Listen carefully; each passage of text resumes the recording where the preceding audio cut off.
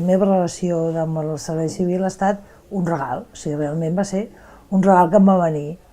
Ei, Marta, vols anar a un seminari al Centre Europeu de la Genès per parlar de la integració de les persones amb discapacitat en el lleure? I jo dic, la qual, doncs, vale, doncs, bueno, per què no?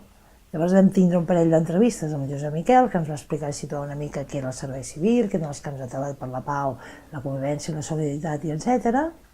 I vaig dir, hòstia, que guapo, no? I em vaig començar a enamorar d'aquesta història, d'aquest projecte.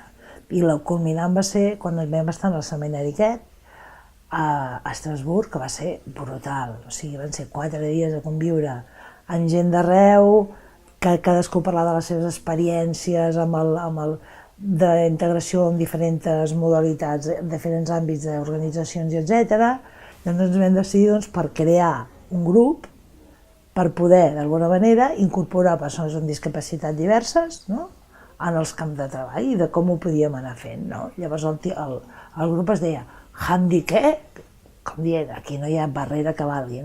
Llavors una mica vam intentar fer una línia de treball, i llavors la primera cosa que vam fer va ser un camp de treball a l'Institut Guttmann. Aviam, a nivell personal, a banda que encara conservo contactes amb antigues persones que havien participat en camps de treball o que havíem estat en alguns grups, etc., per mi va estar una descoberta increïble i que conservo encara ara, vull dir, valors que, contextualitzant en el temps que érem, participar en una entitat on es treballava en aquest tipus d'àmbits i treballar per la pau i per la convivència, etc., o sigui, per mi va ser una cosa meravellosa, o sigui, em va fer canviar completament la mirada del món,